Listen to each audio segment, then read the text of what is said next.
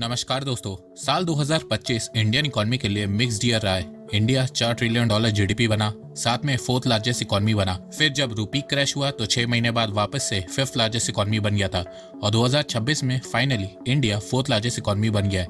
अब आप बोलोगे कि इंटरनेट में तो इंडिया की रैंक अभी भी फिफ्थ दिख रही है, तो देखो ये IMF की रैंकिंग है जो अक्टूबर 2025 में अपडेट हुई है। नेक्स्ट इकोनॉमिक डेटा IMF अप्रैल 2026 में पब्लिश करेगा, तो तब तक ये अपडेट हो जाएगा। इसके अलावा 2025 में ट्रंप ने अगस्त मंथ में इंडिया पे 50% टैरिफ लगा दिया था। इंडिया का एक्सपोर्ट US में 20% गिर गया है, पर अच्छी बात यह है कि इंडिया का ओवरऑल एक्सपोर्ट 5% बढ़ा है। इंडिया का मर्चेंडाइज एक्सपोर्ट अप्रैल से नवंबर के बीच $292 बिलियन है, पिछले साल ये $284 बिलियन था। ओवरऑल एक्सपोर्ट इंडिया का अप्रैल से नवंबर के बीच $562 बिलियन है, पिछले साल ये $533 बिलियन था। इसके अलावा 2025 में रूपी 90 को टच कर गया था, पर वहीं इंडिया की ग्रोथ रेट वापस से 8% को क्रॉस कर गई। साथ में इंडिया में इन्फ्लेशन कम हुई और अनएम्प्लॉयमेंट भी कम हुई। भारत के फोर्थ लार्जेस्ट इकोनॉमी बनने पर चाइना ने भी भारत की प्रशंसा की है। हालांकि आजकल चाइना के रिलेशन जापान के साथ बहुत खराब है और इंडिया जापान को बीट करके फोर्थ लार्जेस्ट इकोनॉमी बना है, तो इसीलिए चाइना इंडिया की तारीफ कर रहा है। अंदर से तो चाइना भी परेशान है क्योंकि उसकी ग्रोथ रेट 3% से कम हो गई है।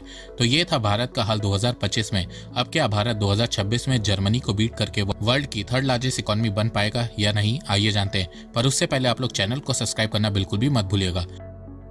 सबसे पहले जानते हैं कि साल 2026 इंडियन इकोनॉमी के लिए कैसा होने वाला है। तो देखो 2026 में इंडियन इकोनॉमी के सामने कुछ मेजर चैलेंजेस होंगे, जहां एक तरफ भारत को ट्रम्प के टैरिफ को काउंटर करना होगा, वहीं दूसरी तरफ भारत को अपनी ग्रोथ रेट और इन्फ्लेशन को भी कंट्रोल में रखना होगा। अब आप जानना चाहोगे कि 2026 में इंडियन इकोनॉमी में स्लो डाउन तो नहीं आ जाएगा। तो देखो ये डिपेंड करेगा कि भारत सरकार का इस साल का बजट कैसा होगा। Indian economy consumption based economy है। इंडिया की जीडीपी में कंजप्शन का शेयर 60% है, तो भारत में जब लोगों की कंजप्शन पावर बढ़ती है तो इंडियन इकोनॉमी तेजी से ग्रो करती है। वहीं कंजप्शन डाउन होती है तो ग्रोथ रेट भी डाउन होती है। तो भारत को अपनी कंजप्शन पावर को बढ़ाना होगा और उसके लिए भारत सरकार और RBI को मॉनेटरी रिफॉर्म करना होगा, जिससे भारत में इन्फ्लेशन कम रहे और लोगों की इनकम बढ़ती रहे।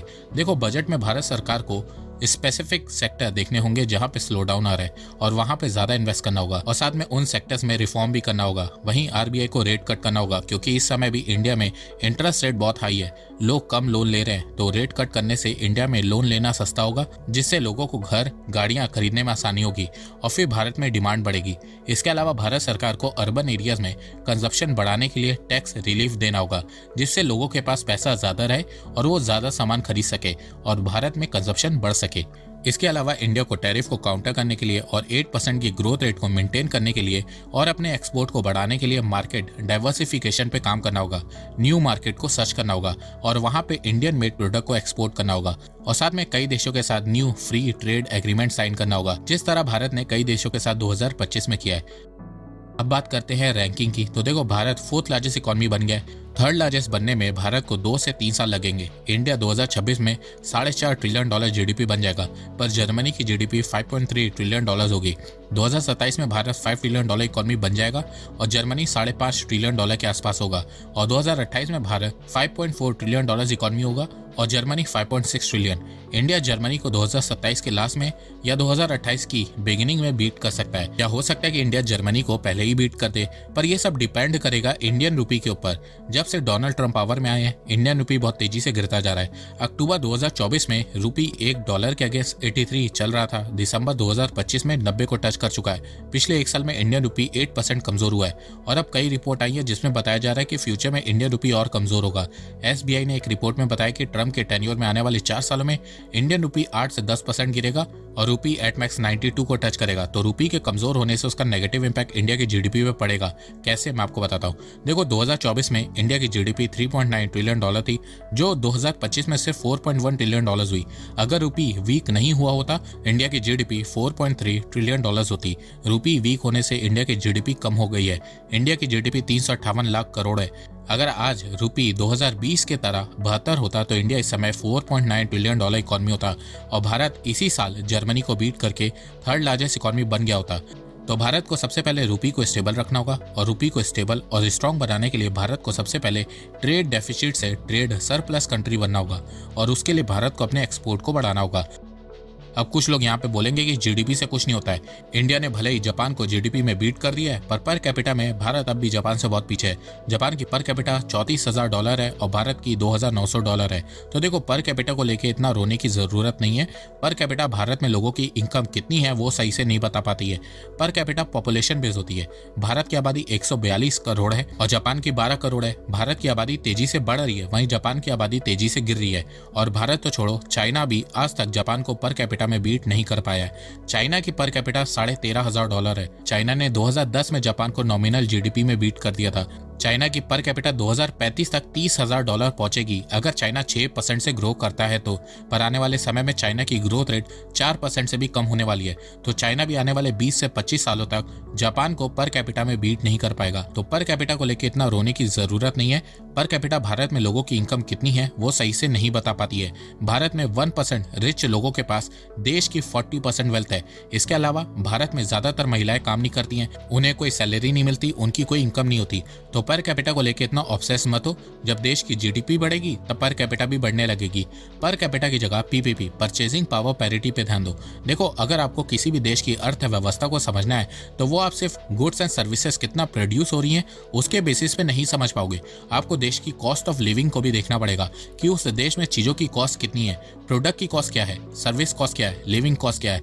चाइना की पर कैपिटा इंडिया से ज्यादा है, पर अगर कॉस्ट ऑफ लिविंग कंपेयर करो तो इंडिया चाइना से ओवरऑल 40% सस्ता है। रेस्टोरेंट के मामले में 25%, ग्रोसरी में 41%, ट्रांसपोर्टेशन में 26%, हाउसिंग में 44%, चाइल्ड केयर में 89%, एंटरटेनमेंट एंड स्पोर्टिंग में 15% और क्लोथिंग में 42%। इसी तरह अगर आप इंडियन सिटीज को चाइना की सिटीज से कंपेयर करोगे तो उनकी कॉस्ट ऑफ लिविंग भी कम है। हाँ, पर यह भी बात सही है कि मंथली एवरेज सैलरी चाइना में $1,069 है, वहीं इंडिया की $645 है। तो भारत सरकार को लोगों की इनकम को भी बढ़ाने पे ध्यान देना होगा। और वैसे मैं आपको एक बात ये भी बता दूं कि जो ग्लोबल कंपनीज होती हैं वो उस देश में इन्वेस्ट करती हैं जहाँ पे कॉस्ट ऑफ लिविंग कम होती है, जहाँ पे प्रोडक्ट की कॉस्ट कम होती है, रॉ मटेरियल कॉस्ट कम होती है, लेबर कॉस्ट कम होती है, वहाँ पे कंपनीज मैन्युफैक्चरिंग करना प्रेफर करती हैं। भारत में कॉस्ट ऑफ लिविंग कम होने से भारत अफोर्डेबल प्राइस में प्रोडक्ट बना के एक्सपोर्ट कर सकता है और इसीलिए बड़ी बड़ी कंपनी एप्पल, सैमसंग इंडिया में अपना प्रोडक्शन बढ़ा रही हैं। तो देखा जाए 2026 इंडियन इकोनॉमी के लिए चैलेंजिंग ईयर होने वाला है और मुझे लगता है कि भारत सरकार इसे आराम से हैंडल कर लेगी जिस तरह 2025 में किया है। पर देखो, एक जगह भारत सरकार को तुरंत से ध्यान देना होगा क्योंकि उस पे ही इंडियन इकोनॉमी टिकी हुई है और वो चीज है इंफ्रास्ट्रक्चर। पिछले 2-3 सालों में आप भी मानोगे कि इंडिया का इंफ्रास्ट्रक्चर बुरी तरह से एक्सपोज हुआ है।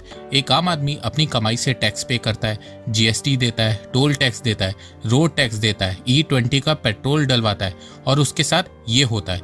अब ये बेचारा हॉस्पिटल का बिल भी देगा। सरकार को खरीदार देता है, बेचने वाला देता है, सब जो है किसी न किसी रूप में टैक्स दे रहे होते हैं। इतना बिजनेस यहाँ पर होता है और बदले में यहाँ पर लोगों को क्या मिल रहा है? ये कीचड़, ये नर्क। गर्मी के मौसम में रोड टूटने लगती है क्योंकि रोड की क्वालिटी बेकार है। भारत की रोड के लिए VG40 विटामिन सही रहता है पर यूज VG10 विटामिन किया जाता है। इसके अलावा इंडियन रोड के लिए 20 सेंटीमीटर बेस जरूरी होता है पर यूज सिर्फ 10 सेंटीमीटर बेस किया जाता है। इसके अलावा 10 टन रोलर की जगह 2 से 3 टन का रोलर यूज किया जाता है और उसे भी रोड पे सिर्फ 3 से 4 बार घुमाया जाता है जबकि जरूरत 10 बार की होती है। अब इससे ये होता है कि हमारे देश की रोड 1-2 महीने में ही टूटने लगती है क्योंकि बेस कमजोर है और साथ में ऊपर लो क्वालिटी का विटामिन यूज किया गया है, जिसके चलते रोड हैवी व्हीकल का लोड झेल ही नहीं पाता है और रोड 1-2 महीने में ही टूटने लगता है। फिर जब बारिश आती है तो रोड में जो गड्ढे बनते हैं उसमें पानी भर जाता है जिससे वाटर लॉगिंग होने लगती है और फिर विंटर में जब पोल्यूशन होता है तो उससे पूरा एनवायरनमेंट खराब हो जाता है। भारत में खराब रोड की वजह से बहुत एक्सीडेंट होता है और उससे हजारों लोगों की जान जाती है और वहीं हमारे देश के नेता कहते हैं कि इंडिया की रोड 2 साल में अमेरिका को पीछे छोड़ देगी। मैं गडकरी जी से ये कहूंगा कि अमेरिका को अभी रहने दे, भारत के पड़ोसी देश चाइना जैसी रोड भारत में बना दे। मैं तो कह रहा हूँ कि चाइना से इतना इंपोर्ट कर रहे हैं तो उनके कॉन्ट्रैक्टर को यहाँ पे बुला ले क्योंकि वो इंडियन कॉन्ट्रैक्टर से अच्छी ही रोड बना देंगे। वही मुझे लगता है कि गडकरी जी आजकल रोड मिनिस्ट्री छोड़ के पेट्रोलियम मिनिस्टर बन गए हैं।